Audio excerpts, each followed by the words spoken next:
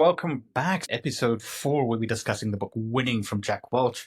So we're going to jump into chapter number 3, where we're going to talk about competition and crisis management. Now, very interesting in Winning, you get to delve a little bit into Jack's thought process when it comes to how he made those, again, hard decisions for GE and how he scaled it from, that initial 2-digit billion figure to a 3-digit billion figure company. And I mean, he goes very deeply into things like merger and acquisitions, and also how he essentially, not himself alone, but how his team and how his structure is essentially trained to look at crisis management through a different lens. So Vlad, I was sort of wondering, for you, when we talk about your experience within a GE company, how did you feel that sort of that marketing edge, that competition, how they stood out, and then, how you manage the frameworks necessary to do crisis management within the company for you as a leader? So competition is everything about the competitive edge. As I already mentioned, you need to have that competitive advantage or that edge to be able to position yourself. When Genpact emerged in the late 90s, the competitive advantage was the GE heritage, obviously, and the Lean Six Sigma principle. Because we, as a company at the time, we sold Lean Six Sigma embedded in the operations, in the process improvement. Mm-hmm. We sold the vision that through applied Lean Six Sigma methodology and science, we are able to eliminate waste and make processes more efficient and companies more profitable by saving them cost on different processes. That was the competitive advantage, and that was far beyond.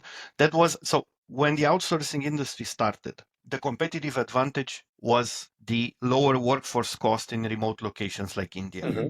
right? The first competitive advantage was the staff cost. We do the same work for you remotely with lesser cost. Then Genpact came with Lean Six Sigma, and then also others followed. Then we came to transformation, design thinking, other process improvement methodologies, and that was even far before we even went into RPA and then later on AI and this kind of things, right? So competitive advantage is what is your value proposition? What are you proposing to your customer? Are you proposing solutions? Are you proposing improving customer experience? Are you proposing an improved service? What is the value which they get? I think that's the competitive advantage. And the question which we should always ask ourselves, and I quote from Jack, what can we do better than anyone else? That's actually the differentiator. Goodness. Yeah. I mean, standing out from the crowd, sometimes a very, very hard thing to do, but I mean, unique ideas is everywhere. You just need to listen for it, right? Very true. What do you think, Mady? Absolutely. This is something that we discussed it in previous chapter as well. Ensuring that competitive advantage, having it is make the company upward and start bringing the company towards winning, which is the whole aim. Exactly. And I mean, you need to be attaching these kind of things to a very clear initiative. This goal that you want to have within the specific market seems to be a core value that Jack has as well. I mean, what's the quote? Like, change for change's sake is just stupid and demotivating. Exactly. So why? Right. Set clear goals. Yeah. Like, even in the smart world, right? Simple, clear, achievable goals. That's all what it needs to be about. So that everybody can relate to the goals and everybody can understand exactly what they need to do to achieve that goal.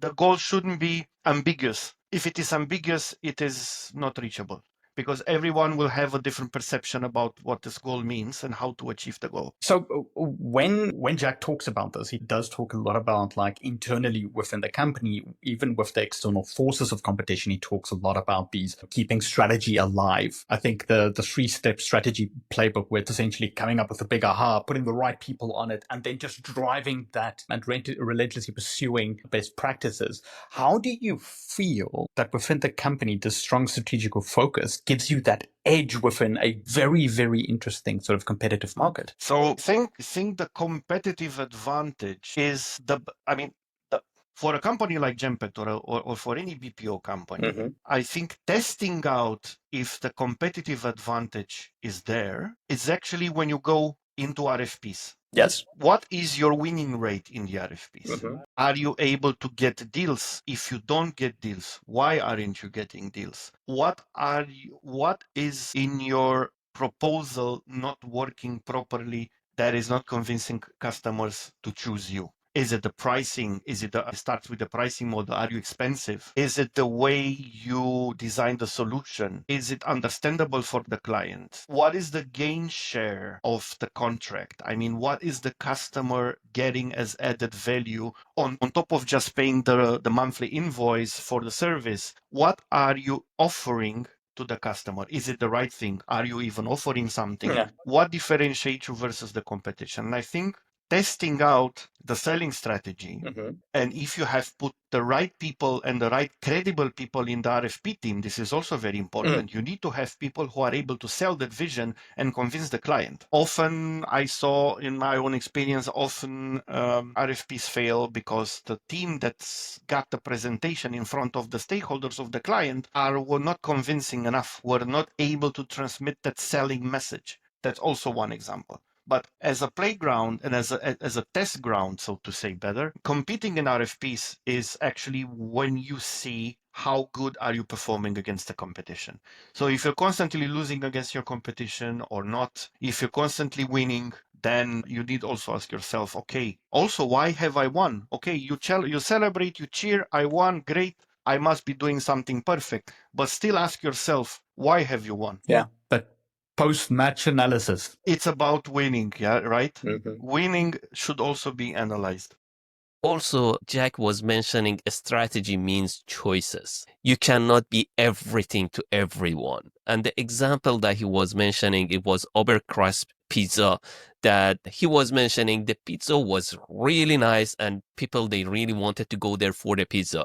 But the customer service or everything else, it was really mediocre. Sometimes they was saying whatever, but you go back there because of the quality. They said their focus was on their product. And he was mentioning on the other side of the spectrum, there was some 27 CVS pharmacy in the one neighborhood that really know people by their name, bring the things that they needed, and like having that communication with the client and their customer was the things that set them apart from the competition. And when it's come to the strategy, you need to make the choice. What do you want to be to who? I think it's, if we translate this into our modern day, let's say, business, even if we look at BBG, right?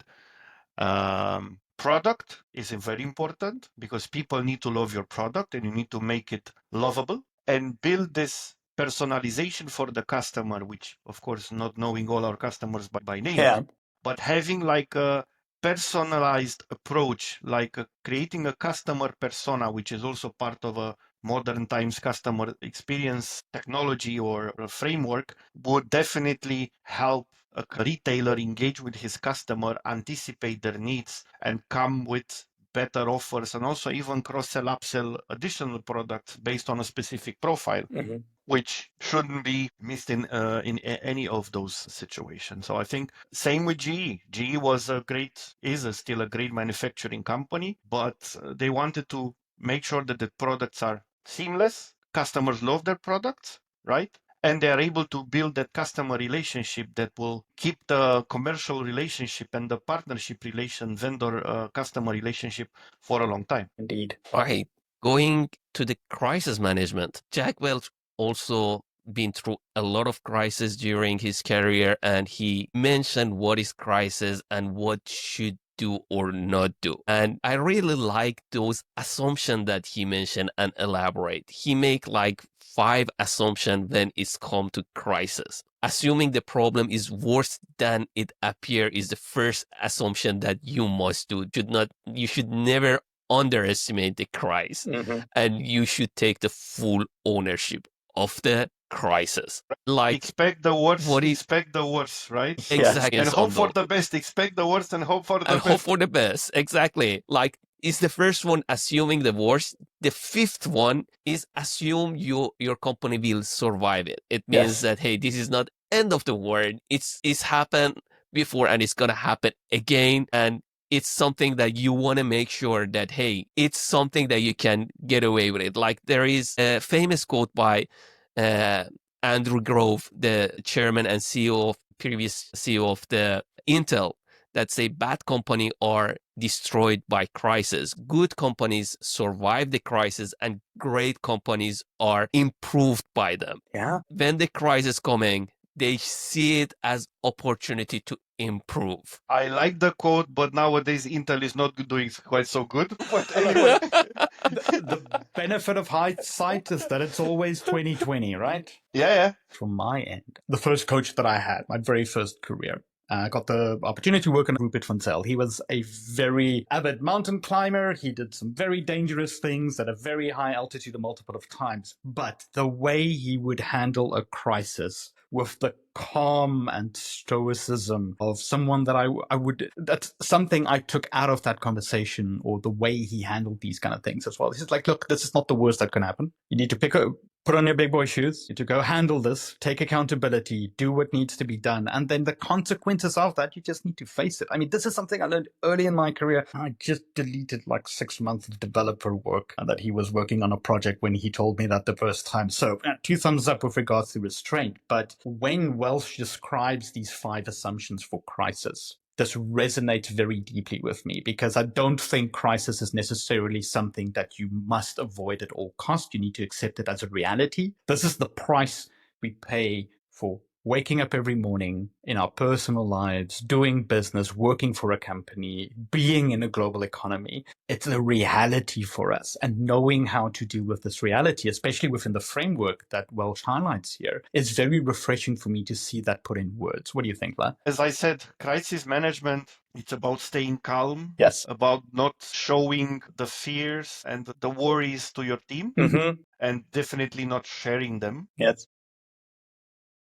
And it's about managing out, staying calm, and the wave pass. Don't take quick decisions, which are when your head is like when there is fire and so on. Exactly. Yeah, wait for the fire to go away, and then you can cool down and take the right decision. It's a matter of choices as well in crisis management.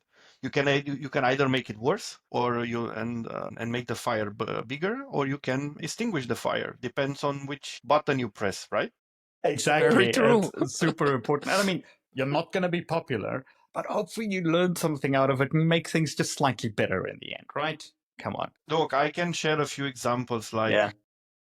I'd love to hear it. I remember one of I wasn't part of that, but I can imagine how that felt. One of my colleagues in Genpact, he was a transition manager, and he went with a group of junior agents to shadow and pick up the knowledge from a French customer in France for a 2 weeks shadowing session and documentation of procedures in finance and accounting, because that scope of work was about to be transferred to Genpact in Romania and be done of Romania. And he told me he reached with the junior team there. He was and with the junior team lead, he was the most senior representative and the transition manager. And it was a plant, it was a manufacturing company. In the courtyard of the manufacturing company, there were people striking and demoing as a support for their finance and accounting colleagues in the enterprise losing the job. And when the group entered the courtyard, they were started to be booed by that crowd and say, "Look, these are the guys that are going to take your job and do it out of Romania." And they were booed. So in that hostile environment, my colleague had to do the transition to pick up the knowledge, to encourage the team to still not be afraid to talk to those senior French accountants and pick up the knowledge. And I asked him, "Hey, guy, hey, dude, how did you do that?" I mean, that's because he managed it. And I said, yeah, keep it calm, take pills, do whatever you think, keep calm, constantly encourage the people, talk to them, tell them, look, we are in the same boat. If you fail, I fail, we all fail, so that's fine. I mean, just do the work we are supposed to be there, be professional, act professional, don't get involved in side discussions, don't get involved by emotions from others, and that's it. just be professional, act professional, do what you came to be Yeah. Just keep calm. paid and do for. Yeah. Yeah. Right. And also being brutally honest, because like it was mentioning that assume there is no secret. Try to just be transparent what's going on. When it's crisis, always lawyer ask you to say less, but push them to say as much as possible. And he was mentioning it's like a telephone game Yeah. that children playing. If the first things that the first kid say and the last one that is come out, they're too much different. And it's better to just be transparent and let the news go as soon as possible, so at least they have their real version rather than escalated one, which is nothing close to the reality. Alrighty. Touch on the career management to close it up within this chapter. I think that that's quite important because Jack was definitely really excelling at empowering and developing leaders. I think he has really got himself a very strong team around him, which he gave them responsibility. He encouraged them to take risks. And as you all know, he promoted the culture of continuous development and continuous learning. Yeah. Actually, not only the success of GE talks by themselves, but giving people the opportunity to pursue their ideas as we spoke earlier and come up with projects and lead initiatives has also tremendously helped GE further expand in other geographies and in other countries. And that brings me also to the point that he is actually the catalyzer, the for helping a new industry be created, the BPO industry in the late 90s. Yeah, that's absolutely crazy to think that as a foundational lever seems to be the legacy. I would say for me, when we talk about career as it's sort of portrayed within the book, the one core topic for me that I think we need to sort of just talk about a little bit is taking ownership of your path. And I think, Vlad, you mentioned this before as well, is that you're essentially in the driver's seat.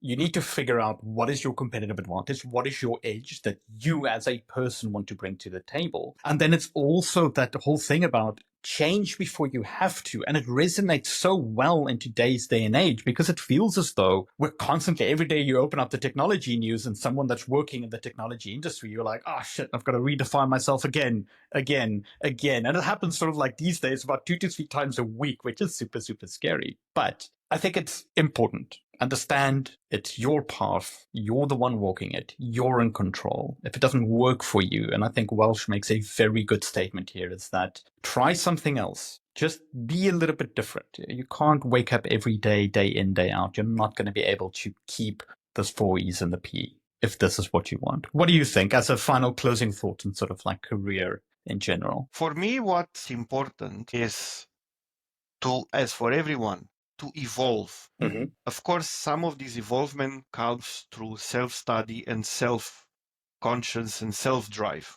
You're your own career manager, remember? But it's not just about evolving and promoting in a higher position. It's not a hunt for higher positions, growing up the organizational structural ladder. It's about learning from new experiences and always having the possibility to do something new. This is what kept me in Genpact for almost 12 years. I got asked by a few former colleagues and friends, hey, you stayed like 12 years in the company, that's long. And I said, yes, but please look in my CV and see how many roles I had in Genpact, how many different industries and different clients and different teams I have led in operations, new transitions, existing customers. I also did 3.5 years of HR through this rotation that got extended. So I had also my downs when I was like, same shit, different day. Plateau, I'm not learning anything new. I feel like I reached a dead end. But then all of a sudden, something new came up, a new project, a new challenge, a new role. Also promotions in some cases, right? So that kept me going. That kept me alive. For me, Genpact was the best business school I have ever been attending to. It's priceless compared to any MBA because you get to live and apply those things in your daily job, and to actually live by GE's and Jack Welch's leadership and visionary thoughts and ideas. That is what kept me going, and this is what keeps me going as well. When I see a dead end, I need to change. So in the last 6 years, this is my fourth or fifth. I think fourth or fifth, I have stopped counting working place. Yes. And all the times I changed, okay, maybe except one or two, but all the times because there was no progress, there was no going further. So I switched. And Jack was mentioning at the beginning of this career chapter in his book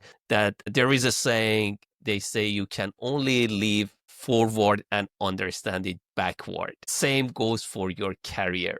You need to try different things and you need to see how it really resonates with you. How do you like it? And compare it. It's like you cannot land on your dream job on the spot. It's something that you need to try different things. And it's really interesting for me, Vlad, that you say GE give you opportunity within the organization to move around, try different things, and find your passion. Not all the organization give you that platform, and you need to go through a lot of bureaucracy if you want to do these changes. In such a big organization, how GE could make it so seamless that people moving around, and what was their trick? There was no trick. It was, I think, the already established process that I talked to you about, the Session C process, which was done every 6 months, and which was not just about discussing ratings and potentials, but based on that ratings and potentials, map those people who are ready or have the potential to go into a next role or assignment towards open opportunities. Being such a large company that was growing with new customers coming along, new projects, transitions, consultants project, outsourcing, and so on, it was quite, let's say, not easy, but it was usually likely to find new roles. Actually, those top talents were usually distributed to new clients. A new client means a new challenge, means setting up from scratch, transition, with all the challenges in beginning, with hiring, with training, with the incipient challenges of any new induction, with learning curves and performance and setting up performance management and reporting and these processes and this and that. So usually they were assigned to gave them a new project to make it successful and build it from scratch. I think that was also something amazing for me because I did myself 2 of such projects. I built like 2 teams from scratch with 2 new transitions from starting from zero, and it is a lot of headache. Yeah. You need to spend a lot of time and effort Talk about a and challenge. personal and passion in talking about a challenge. But the satisfaction is so sweet when you make it successful. Come on, man. You can't imagine the feeling with anything else. Yeah, well, This is really winning. This is really winning. like, that's not writing an exam and passing it. That's actually winning, right? It is. Exactly. And it's very, very challenging. It's like some kind of thing that you start from embryonic stage yourself, which is organic growth that Jack Welch was also explaining, that managing a new 50,000 product line is way harder than running 500 million division that is in 20th years. Like when you start things and you want to kick it started is really difficult. And he was mentioning that you need to ensure to have your best people on this initiative.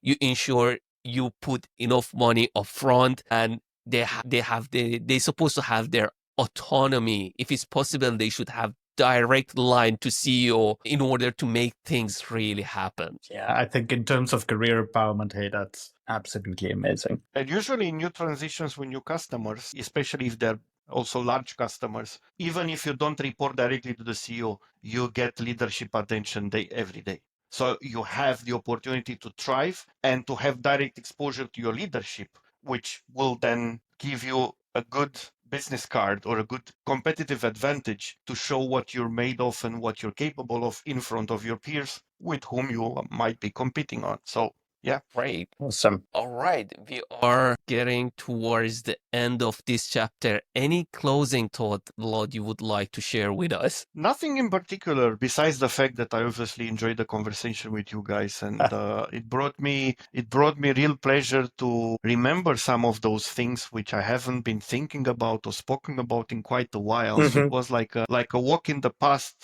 for 10 to 15 years ago. which is quite interesting. Yeah, I mean, Jack Welch was really, and this book particularly was really very inspirational for me. Also having the possibility to see him and Susie in person and on stage, talking about the learnings and the book itself. And then, of course, living those values by myself 1 year later when I moved into Gempact, that was really inspiring and enlightening. And these principles, I would say, are part of my leadership DNA. I followed them because they became part of me. Mhm. It's not like I consciously think about how would Jack would have done it. No, they became part of me, and now I'm applying them. They are part of my core leadership DNA.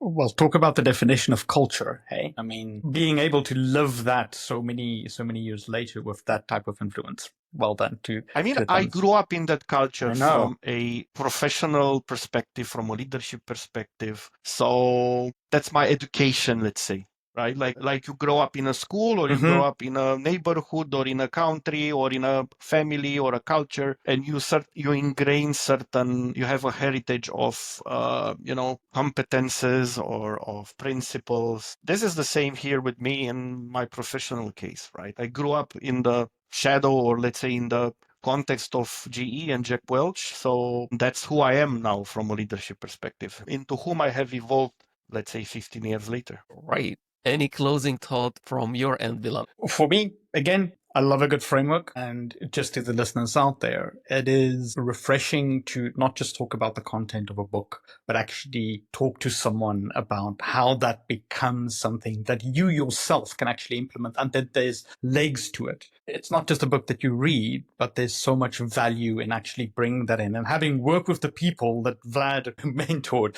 I can tell you that it really delivers when it comes to team creation and actually giving people a little bit of a sense of value that they add to a company as well. Great. That brings us to the end of this chapter. Thanks, everyone. You can see the books over here that we discussed about, and the link of the Goodreads is going to be in the description. It was really great talking to you, Vlad. We really appreciate it. It was an honor to have you within this episode. Pleasure here as well.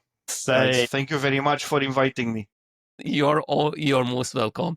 Thank you, everyone, to listening to our podcast. Stay tuned with more engaging conversation and in leadership, coaching, and everything with nice guests like Vlad and people that they willing to share their insight with us. Thank you very much. Here's to many more. Cheers, Vlad. Cheers, Mehdi. Thank you. Cheers, everyone else. Goodbye. Bye.